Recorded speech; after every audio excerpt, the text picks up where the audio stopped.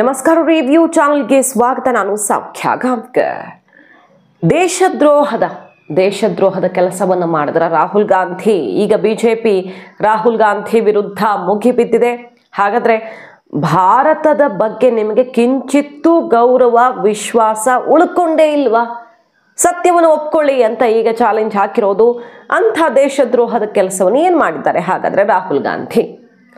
ಈಗ ಮಹತ್ವದ ಬೆಳವಣಿಗೆಯೊಂದರಲ್ಲಿ ಗಮನ ಸೆಳೀತಾ ಇದೆ. ರಾಹುಲ್ ಗಾಂಧಿ ಮಾಡಿರುವ ಈ ಕೆಲಸ ಭಾರತದ ಪ್ರಜಾಪ್ರಭುತ್ವಕ್ಕೆ ಮಾಡಿರುವ ದೊಡ್ಡ ಅವಮಾನ ಅನ್ನುವ ಆಕ್ರೋಶ ಎದ್ದಿದೆ. ಏನು ಹಾಗಾದ್ರೆ ರಾಹುಲ್ ಗಾಂಧಿ ಏನು ಮಾಡಿದ್ದಾರೆ? ಮಾಹಿತಿ ಮುಂದೆ ಇಡ್ತಾ ಹೋಗ್ತೀವಿ. ಮಿಸ್ ಮಾಡಿದ್ರೆ ನಮ್ಮ ಚಾನಲ್ನ ಸಬ್ಸ್ಕ್ರೈಬ್ ಮಾಡಿ, ನಿಮ್ಮ ಅಭಿಪ್ರಾಯ ಕಮೆಂಟ್ ಮಾಡಿ ತಿಳಿಸಿ. ಎಸ್ ವೀಕ್ಷಕರೇ, ಎಂದಿನಂತೆ ಈ ಸಲ ಕೂಡ ರಾಹುಲ್ ಗಾಂಧಿ ಅವರು ಮತ್ತೊಂದು ಕಾಂಟ್ರವರ್ಸಿಯ ಕೇಂದ್ರ ಬಿಂದುವಾಗಿದ್ದಾರೆ. ರಾಹುಲ್ ಗಾಂಧಿಯವರು ಅಮೆರಿಕ ಪ್ರವಾಸದಲ್ಲಿದ್ದು ಅಮೆರಿಕದ ಕಾರ್ಯಕ್ರಮದಲ್ಲಿ ಅಲ್ಲಿನ ಭಾರತೀಯರನ್ನ ಉದ್ದೇಶಿಸಿ ಮಾತನಾಡುವ ಸಮಯದಲ್ಲಿ ಭಾರತಕ್ಕೆ ಮಹಾ ಅವಮಾನ ಮಾಡಿ ದೇಶದ್ರೋಹದ ಕೆಲಸವನ್ನು ಮಾಡಿದ್ದಾರೆ, ದೇಶದ್ರೋಹ ಎಸಗಿದ್ದಾರೆ ಅಂತ ಬಿಜೆಪಿ ಈಗ ಮುಗಿಬಿದ್ದಿರೋದು. ಅಮೆರಿಕದ ಬೋಸ್ಟನ್ನಲ್ಲಿ ಭಾರತೀಯ ಸಮುದಾಯದ ಜೊತೆ ರಾಹುಲ್ ಗಾಂಧಿಯವರು ಸಂವಾದ ನಡೆಸ್ತಾ ಇರ್ತಾರೆ. ಆ ಸಮಯದಲ್ಲಿ ಮಹಾರಾಷ್ಟ್ರ ಚುನಾವಣೆಯ ವಿಷಯವನ್ನು ಪ್ರಸ್ತಾಪ ಮಾಡಿದ್ದಾರೆ. ಮಹಾರಾಷ್ಟ್ರ ಚುನಾವಣೆ ವಿಷಯ ಪ್ರಸ್ತಾಪ ಮಾಡಿ ಇಲ್ಲಿನ ಎಲೆಕ್ಷನ್ ವ್ಯವಸ್ಥೆಯೇ ಸರಿ ಇಲ್ಲ ಅಂತ ಹರಿಹಾಯ್ದಿದ್ದಾರೆ. ದೊಡ್ಡದೊಂದು ಮೋಸ ನಡೆದಿದೆ ಅಂತ ಅದನ್ನ ಆ ಸಂವಾದದ ಕಾರ್ಯಕ್ರಮದಲ್ಲಿ ವಿದೇಶದ ನೆಲದಲ್ಲಿ ಬಿಚ್ಚಿಟ್ಟಿರೋದು. ಅವರು ಏನು ಅನ್ಯಾಯ ಆಗಿದೆ ಅಂತ ಅವ್ರದ್ದೊಂದು ಅಂಕಿಅಂಶ ಹೇಳ್ತಾರೆ. ಬಿಜೆಪಿಗಿಂತ ನಾವು ಜಾಸ್ತಿ ಮತ ಪಡ್ಕೊಂಡ್ರು ಕೂಡ ಮಹಾರಾಷ್ಟ್ರ ಎಲೆಕ್ಷನ್ನಲ್ಲಿ ಸೋತಿದ್ದು ಕಾಂಗ್ರೆಸ್, ಗೆದ್ದಿರೋದು ಬಿಜೆಪಿ. ಮತ ತಗೊಂಡಿದ್ದು ನಾವು, ಗೆದ್ದಿದ್ದವರು ಅಂತ ಅವ್ರು ಹೇಳ್ತಾರೆ. ಮಹಾರಾಷ್ಟ್ರದ ಲಾಸ್ಟ್ 2 hours ಅಲ್ಲಿ 5 ಗಂಟೆ ಅಷ್ಟೊತ್ತಿಗೆ ನಮಗೊಂದು ಅಂಕಿಅಂಶ ಸಿಕ್ಕಿತ್ತು ಎಲೆಕ್ಷನ್ ಕಮಿಷನಿಂದ. ಕೊನೆಯ 1.5-2 ಗಂಟೆಗಳಲ್ಲಿ 65 ಲಕ್ಷ ಜನ ಮತ ಹಾಕೋಕೆ ಹೇಗೆ ಸಾಧ್ಯ? 3 ನಿಮಿಷ ಬೇಕು ಒಬ್ಬರು ಮತ ಹಾಕೋಕೆ. ರಾಹುಲ್ ಗಾಂಧಿಯವರ ವಿಚಾರ ಅವರು ಹೇಳ್ಕೊಂಡಿದ್ದು 3 ನಿಮಿಷ ಒಬ್ಬರು ಮತ ಹಾಕೋಕೆ ಬೇಕು. ಆ ಲೆಕ್ಕಾಚಾರದಲ್ಲಿ ನೋಡೋದಕ್ಕೆ ಹೋದರೆ ಮಧ್ಯರಾತ್ರಿ 2 ಗಂಟೆ ತನಕ ಆಗಿರುವ ಮತದಷ್ಟು 2 ಗಂಟೆಗಳಲ್ಲೇ ಮತ ಆಗಿಬಿಟ್ಟಿದೆ. ಇದು ಪ್ರಾಕ್ಟಿಕಲಿ ಇಂಪಾಸಿಬಲ್. ವಿಡಿಯೋ ಕೊಡಿ ಅಂತ ಕೇಳಿದ್ವಿ, ಎಲೆಕ್ಷನ್ ಕಮಿಷನ್ ನಿರಾಕರಿಸ್ತಿದೆ. ಈಗ ನಾವು ವಿಡಿಯೋ ಕೇಳ್ತೀವಿ, ಸಾಕ್ಷಿ ಕೇಳ್ತೀವಿ ಅಂತ ಕಾನೂನನ್ನೇ ಬದಲಾಯಿಸ್ಬಿಟ್ಟಿದ್ದಾರೆ. ಇಂಥದ್ದೆಲ್ಲ ವಿಡಿಯೋ ಮತ್ತೊಂದು ಕೇಳೋ ಹಾಗಿಲ್ಲ ಅಂತ ಕಾನೂನನ್ನೇ ಬದಲಾಯಿಸ್ಬಿಟ್ಟಿದ್ದಾರೆ. ಸೊ ಮಹಾರಾಷ್ಟ್ರ ಒಟ್ಟು ಮತದಾರರಿಗಿಂತನೂ ಅಲ್ಲಿ ಹೆಚ್ಚು ವೋಟಿಂಗ್ ಆಗಿದೆ, ಅನ್ಯಾಯ ಆಗಿದೆ, ನಮ್ಮನ್ನು ಸೋಲಿಸಲಾಗಿದೆ. ನಾವು ಸೋತಿದ್ದಲ್ಲ, ಅಲ್ಲಿ ಸೋಲಿಸಲಾಗಿದೆ. ದೊಡ್ಡ ಅಕ್ರಮದ ವಾಸನೆ ಆವತ್ತೇ ಬಡ್ದಿತ್ತು. ಬಟ್ ಎಲೆಕ್ಷನ್ ಕಮಿಷನ್ ಸಾಕ್ಷಿ ಕೇಳಿದ್ರು ಕೊಡ್ತಾ ಇಲ್ಲ.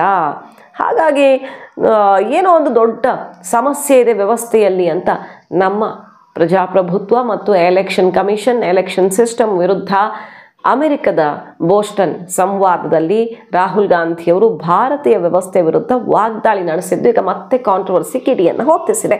ಬಿಜೆಪಿ ತಡ ಮಾಡದೆ ಇದಕ್ಕೆ ತಿರುಗೇಟನ್ನು ಕೊಟ್ಟಿರೋದು. ಮತ್ತು ಎಲೆಕ್ಷನ್ ಕಮಿಷನ್ ಏನು ಹೇಳಿತ್ತು? ಈಗ ಒಂದು ಲಾಜಿಕ್ ಮುಂದಿಡ್ತಿದ್ದಾರಲ್ಲ, 3 ನಿಮಿಷ ಬೇಕು, 65 ಲಕ್ಷ ಜನ ಹೆಂಗೆ ಮಾತಾಡಿದ್ರು? ಅಸಲಿಗೆ ಎಲೆಕ್ಷನ್ ಕಮಿಷನ್ ಕೊಟ್ಟಿದ್ದ ಉತ್ತರ ಏನು?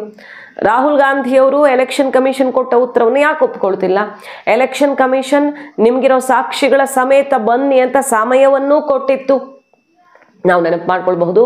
ನಿಮಗೇನೇನು ಅಸಮಾಧಾನ ಆರೋಪಗಳಿವೆ ಎಲ್ಲ ತಗೊಂಡು ಬನ್ನಿ ಅನ್ನೋದನ್ನು ಹೇಳಿತ್ತು. ಮತ್ತು ಎಲೆಕ್ಷನ್ ಕೌಂಟಿಂಗು ಹೆಂಗೆ ನಡೆಯುತ್ತೆ? ಸುಮ್ಮನೆ ಬಾಗಿಲು ಹಾಕ್ಕೊಂಡು 2 ಜನ ಕೂತ್ಕೊಂಡು ಮಾಡ್ತಾರೆ. ಕೌಂಟಿಂಗ್ ನಡೆಯುವಾಗ ಆಯಾ ಪಕ್ಷಗಳು ಗಮನ ಹರಿಸೋದಕ್ಕೆ ಅಂತ ಇಟ್ಟಿರ್ತಾರಲ್ವ, ಆ ಪಕ್ಷದ ಕಡೆಯವರು ಪ್ರತಿಯೊಬ್ಬರೂ ಕೂಡ ಮಾನಿಟರ್ ಮಾಡ್ತಾ ಇರ್ತಾರೆ. ಎಲ್ಲ ಕ್ಲಿಯರ್ ಆದಮೇಲೆ ವೋಟಿಂಗು ಫೈನಲ್ ಆಗೋದು. ಹೀಗಿರುವಾಗ ಈ ಡೌಟು ರಿಸಲ್ಟ್ ಬಂದಮೇಲೆ ಇವ್ರಿಗೆ ಯಾಕೆ ಬರುತ್ತೆ? ಮಹಾರಾಷ್ಟ್ರ, ಜಾರ್ಖಂಡ್ 2 ಎಲೆಕ್ಷನ್ ಆಗಿತ್ತು. ಜಾರ್ಖಂಡಲ್ಲಿ ಗೆದ್ದಿದ್ದು ಯಾರು? ಕಾಂಗ್ರೆಸ್ ಮತ್ತು ಮಿತ್ರ ಪಕ್ಷ. ಮಹಾರಾಷ್ಟ್ರಲ್ಲಿ ಗೆದ್ದಿದ್ದು ಬಿಜೆಪಿ. ಸೊ ಜಾರ್ಖಂಡಲ್ಲಿ ಎಲ್ಲ ಸರಿ ಹೋಯ್ತು, ನಿಮಗೆ ಮಹಾರಾಷ್ಟ್ರದಲ್ಲಿ ಹೆಂಗೆ ಸರಿ ಹೋಗಲಿಲ್ಲ ಅನ್ನುವಂಥ ವಾಗ್ದಾಳಿ ಶುರುವಾಗಿದೆ ಈಗ. ಮತ್ತು ಸಂಬಿತ್ ಪಾತ್ರ ಸೇರಿದಂತೆ ಬಿಜೆಪಿಯ ನಾಯಕರೆಲ್ಲ ಇದೇ ಆನ್ಸರ್ ಮಾಡ್ತಿದ್ದಾರೆ. ರಾಹುಲ್ ಗಾಂಧಿ ಅವ್ರಿಗೆ ಪಾಪ ಜಡ್ಜ್ಮೆಂಟ್ ಅವ್ರ ಪರವಾಗಿ ಬಂದಾಗ ಕೋರ್ಟ್ ಸರಿ ಇದೆ, ಇಲ್ಲ ಅಂದರೆ ಸರಿ ಇಲ್ಲ. ತಾವು ಗೆದ್ದಾಗ ಎಲೆಕ್ಷನ್ ಕಮಿಷನ್ ಸರಿ ಇದೆ, ಬೇರೆ ಟೈಮಲ್ಲಿ EVM ಕಮಿಷನ್ನು ಯಾವುದೂ ಸರಿ ಇಲ್ಲ. ಅಮೆರಿಕ ಉಪಾಧ್ಯಕ್ಷರು ಭಾರತದಲ್ಲಿದ್ದಾರೆ. ಇಂಥ ಟೈಮಲ್ಲಿ ನೀವು ಅಮೆರಿಕಕ್ಕೆ ಹೋಗಿ ನಿಂತ್ಕೊಂಡು ನಾಚಿಕೆಗೇಡಿನ ಹೇಳಿಕೆ ಕೊಡ್ತಾ ಇದ್ದೀರಲ್ಲ, ನೀವು ಪ್ರಜಾಪ್ರಭುತ್ವ ವ್ಯವಸ್ಥೆಯ ವಿರುದ್ಧ ಮಾತನಾಡ್ತಿದ್ದೀರಾ, ದೇಶದ್ರೋಹಿ, ನೀವು ಸೀರಿಯಲ್ ಅಫೆಂಡರ್ ಅಂತ ವಾಗ್ದಾಳಿ ನಡೆಸಿದೆ ಬಿಜೆಪಿ. ವಿದೇಶದಲ್ಲಿ ಸದಾ ನೀವು ಭಾರತಕ್ಕೆ ಅಗೌರವ ತೋರಿಸೋದನ್ನು ರೂಢಿ ಮಾಡ್ಕೊಂಡು ಬಿಟ್ಟಿದ್ದೀರಾ. ಹಿಂದೆ ಭಾರತದ ದ್ರೋಹಿಗಳ ಜೊತೆಗೆ, ಇಲ್ಲಿನ ಹಿಂದೂ ವಿರೋಧಿ ಮತ್ತು ದ್ರೋಹಿಗಳ ಜೊತೆಗೆ ಭಾರತದ ವಿರುದ್ಧ ಸಂಚು ಮಾಡುವಂತಹ ಸೋರಸ್ ಟೀಮ್ನ ನಾಯಕರ ಜೊತೆಗೆ ಗುರುತಿಸ್ಕೊಂಡಿದ್ರಿ. ಅದನ್ನು ಬಿಜೆಪಿಗೆ ಅದಕ್ತಾ ಇದೆ. ಈಗ more people voted in the Maharashtra assembly elections than there are adults in Maharashtra. This is a fact. And the election commission gave us a figure, voting figure for 5:30 in the evening. And between 5:30 in the evening and 7:30 in the evening, when the poll was supposed to have closed, 65 lakh voters voted. Now, that is physically impossible to happen, right? Because for a voter to vote, it takes approximately 3 minutes. And if you do the math, it would mean that there were lines of voters till 2 o'clock at night. So we asked them, that look, evening, you have videography taking place, as if we ask. They not only refused to give us the videography, they changed the law so that now you're not allowed to ask for the videography. It is very clear to us that the election commission is compromised. It's very clear that there is something very wrong with the system. Rahul ji America में जाके election commission को compromised बताते हैं। वो कहते हैं कि महाराष्ट्र के चुनाव में जिस प्रकार का मतदान हुआ वो एक तरह से फर्जीवाड़ा था। महाराष्ट्र में भारतीय जनता पार्टी को और उनके अलाइज को जीतना नहीं था और कहीं ना कहीं इलेक्शन कमीशन ने हमारे साथ समझौता किया। मैं राहुल जी से पूछना चाहता हूं, राहुल जी झारखंड भी तो उसी समय चुनाव हुआ था, क्या आपने इलेक्शन कमीशन के साथ झारखंड में समझौता किया था? ವಿದೇಶದ ಹಸ್ತಕ್ಷೇಪ ಆಗಬೇಕು ಭಾರತದ ವ್ಯವಸ್ಥೆಯಲ್ಲಿ ಅಂತ ಪದೇ ಪದೇ ನೀವು ಅಲ್ಲಿ ಹೋಗಿ ಗೋಗರಿತಾ ಇರ್ತೀರಾ. 2022, 23, 24, 25 ಎಲ್ಲ ಎಕ್ಸಾಂಪಲ್ಸ್ ಕೊಟ್ಟು ಬಿಜೆಪಿ ಈಗ ತರಾಟೆಗೆ ತಗೊಳ್ತಾ ಇದೆ. ಎಷ್ಟೆಲ್ಲ ಸಲ ಅಲ್ಲಿ ಆ ವ್ಯವಸ್ಥೆ ಇಲ್ಲಿನ ವ್ಯವಸ್ಥೆಯನ್ನು ಪರಿಶೀಲಿಸಬೇಕು ಅನ್ನೋ ಅರ್ಥದ ಹೇಳಿಕೆಗಳನ್ನು ಕೊಟ್ಟಿದ್ದೀರಾ. I will fight Indian statement ಇಂದ ಈಗ ಭಾರತದ ಹೆಸರುಗೆಡಿಸುವಂತಹ ಕಾಯಕ ಅಲ್ಲಿಂದ ಇಲ್ಲಿ ತನಕ ರಾಹುಲ್ ಗಾಂಧಿ ಅವರು ಇದನ್ನೇ ಮಾಡ್ಕೊಂಡು ಬಂದಿರೋದು. ಭಾರತದ ವಿರುದ್ಧ ಹೋರಾಡ್ತೀನಿ ಅನ್ನೋ ಮಾತು ಅವ್ರ ಬಾಯಲ್ಲಿ ಬಂದಿತ್ತು ಅಂದಮೇಲೆ ಇದೇನು ಹೊಸದಲ್ವಲ್ಲ ಅನ್ನೋ ರೀತಿಯಲ್ಲಿ ಮುಗಿ ಬೀಳ್ತಾ ಇದ್ದಾರೆ ನೋಡಿ. ಹಾಗಾದ್ರೆ ಎಲೆಕ್ಷನ್ ಕಮಿಷನ್ ಏನು ಆನ್ಸರ್ ಮಾಡಿತ್ತು, ನಾವು ಅದನ್ನ ನೋಡ್ತಾ ಹೋದ್ರೆ ದಿ ವೈರ್ ಇನ್ನಿತರ ಕೆಲವು ರಿಪೋರ್ಟ್ಗಳೆಲ್ಲ ಏನಂತ ಬಂದಿತ್ತು ಅಂತ ಕೇಳಿದ್ರೆ 5 ಲಕ್ಷಕ್ಕೂ ಅಧಿಕ ಮತಗಳಾಗಿವೆ, ಸೇರ್ಪಡೆಯಾಗಿವೆ, ಎಲ್ಲಿಂದ ಬಂತು ಅನ್ನೋ ರೀತಿಯಲ್ಲಿ ಏನೋ ಒಂದು ರಿಪೋರ್ಟ್ ಆಗಿತ್ತು. ಪ್ರತಿಪಕ್ಷಗಳು ಎತ್ಕೊಂಡ್ವು. ಆದರೆ ಎಲೆಕ್ಷನ್ ಕಮಿಷನ್ ಅಂದರೆ ಚೀಫ್ ಎಲೆಕ್ಟ್ರಲ್ ಆಫೀಸರ್ ಇದನ್ನು ಕ್ಲಿಯರ್ ಮಾಡಿದ್ರು. 5,38,225 ಪೋಸ್ಟಲ್ ಬ್ಯಾಲೆಟ್ಸ್ ಇದೆ.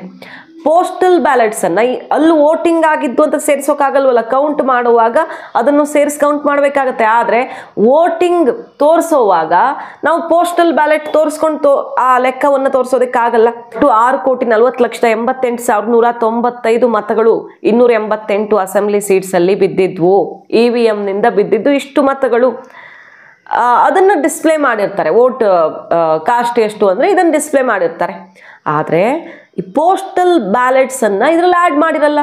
ಬಟ್ ಮತ ಕೌಂಟ್ ಮಾಡುವಾಗ ಒಬ್ಬ ಅಭ್ಯರ್ಥಿ ವಿನ್ನ ಇಲ್ವಾ ಅನ್ನೋದನ್ನು ನೋಡುವಾಗ ಪೋಸ್ಟಲ್ಲೂ ಕೌಂಟ್ ಮಾಡ್ತಾರಲ್ವ, ಆ ಪೋಸ್ಟಲ್ ಮತಗಳನ್ನೇ ಆಮೇಲೆ ಎಕ್ಸ್ಟ್ರಾ ಸೇರ್ಪಡೆಯಾಗಿದೆ ನಮಗೆ ಕೊಟ್ಟಿರೋ ಪರ್ಸೆಂಟೇಜ್ಗಿಂತ ಅನ್ನೋ ರೀತಿಯಲ್ಲಿ ಕೆಲವರು ಬಿಂಬಿಸುವ ಪ್ರಯತ್ನ ಮಾಡಿದ್ರು. ಅದನ್ನೇ ಸೋಷಿಯಲ್ ಮೀಡಿಯಾದಲ್ಲಿ ಶೇರ್ ಮಾಡಿ ಹೈಪ್ ಮಾಡಿ ಅಂಥ ಪ್ರಯತ್ನಗಳಾಗಿದ್ವು.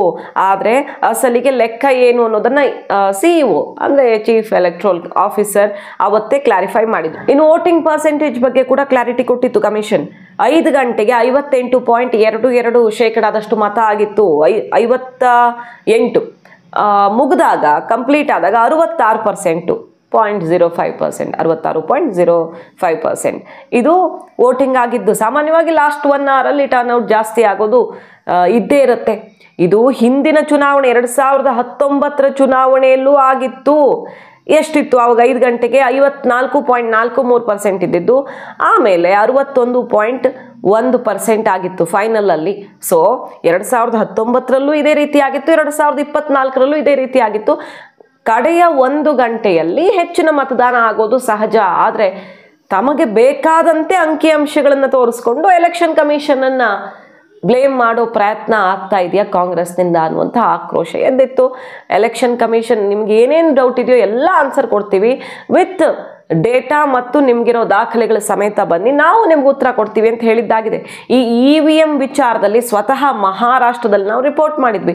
ಮಹಾರಾಷ್ಟ್ರದಲ್ಲಿ ಕೆಲವು ಕಾಂಗ್ರೆಸ್ ಸ್ಪೋಕ್ಸ್ ಪರ್ಸನ್ನು, ಕೆಲವು ಪ್ರಮುಖರೆಲ್ಲ ಅವರೇ ಹೇಳ್ಕೊಂಡಿದ್ದಾಗಿದೆ, ನಾವು ಎಲ್ಲಿ ನಂಬರ್ 1 ಇದ್ದೀವೋ ಅಲ್ಲಿ ಲಾಸ್ಟ್ ಆಗಿದ್ದೀವಿ. ಈಗ ಇಲ್ಲಿ EVM ದೂರ್ಕೊಂಡು ಕೂರೋ ಸಮಯ ಅಲ್ವೇ ಅಲ್ಲ, ನಾವು ನಮ್ಮ ಆತ್ಮಾವಲೋಕನ ಮಾಡಬೇಕು, ಎಲ್ಲಿ ಬದಲಾವಣೆ ಮಾಡಬೇಕು ಅನ್ನೋದನ್ನ ಈಗ ನಾವು ಯೋಚಿಸಬೇಕಾದ ಸಮಯ ಅಂತ ಕೈ ನಾಯಕರೇ ತಿರುಗೇಟ್ ಕೊಟ್ಟಿದ್ದು ನೋಡಿದ್ದೀವಿ ನಾವು.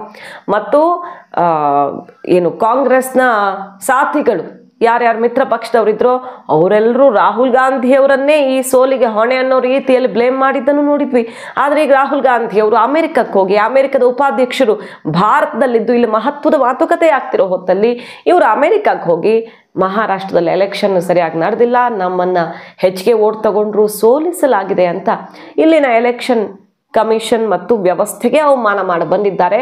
ಸೀರಿಯಲ್ ಅಫೆಂಡರ್ ಇವರು, ದೇಶದ್ರೋಹಿ ಅಂತ BJP ಈಗ ಮುಗಿಬೀಳ್ತಾ ಇದೆ. ಸೊ ಮತ್ತೊಂದು ವಿಚಾರ ಕಾಂಟ್ರವರ್ಸಿಗೆ ಕಾರಣ ಆಗಿರೋದು, ಹಿಂದೆ 2023 ಜೂನಲ್ಲಿ ವಿಸಿಟ್ ಮಾಡಿದ್ರು, ಸುನೀತಾ ವಿಶ್ವನಾಥ್ ಅವ್ರನ್ನ ಭೇಟಿ ಮಾಡಿದ್ರು. ಸೋರಸ್ ಲಿಂಕ್ಡ್ ಆಂಟಿ ಹಿಂದೂ ಆರ್ಗನೈಸೇಷನ್ ಅವರು ಇವ್ರನ್ನ ಭೇಟಿ ಮಾಡಿ ಬರ್ತಾರೆ, ಅಲ್ಲಿ ಹೋಗಿ ಫಾರಿನ್ ಇಂಟರ್ವೆನ್ಷನ್ ಕೇಳ್ತಾರೆ. ಇಂಥದ್ದು ರೂಢಿಯಾಗ್ಬಿಟ್ಟಿದೆ. ರಾಹುಲ್ ಗಾಂಧಿ ವಿದೇಶಕ್ಕೆ ಹೋಗ್ತಾರೆ ಅಂದ್ರೆ ಇದಕ್ಕೆ ಹೋಗ್ತಾರೆ, ಭಾರತಕ್ಕೆ ಅವಮಾನಿಸೋದಿಕ್ಕೆ ಅಂತ BJP ಮುಗಿ ಬೀಳ್ತಾ ಇರೋದು ಕೆಲವು ಎಕ್ಸಾಂಪಲ್ಗಳನ್ನು ಮುಂದಿಟ್ಟು. ಸೊ ರಾಹುಲ್ ಗಾಂಧಿಯವರು ಮತ್ತೊಮ್ಮೆ ಈಗ ಕಾಂಟ್ರವರ್ಸಿ ಕಿಡಿಯನ್ನು ಹೊತ್ತಿಸಿರೋದು. ಮಾಹಿತಿ ನಿಮ್ಗೆ ಇಷ್ಟ ಆಗಿದ್ರೆ ಮಿಸ್ ಮಾಡಿದೆ ನಮ್ಮ ಚಾನಲ್ನ ಸಬ್ಸ್ಕ್ರೈಬ್ ಮಾಡಿ, ನಿಮ್ಮ ಅಭಿಪ್ರಾಯ ಕಮೆಂಟ್ ಮಾಡಿ ತಿಳಿಸಿ. Thank you.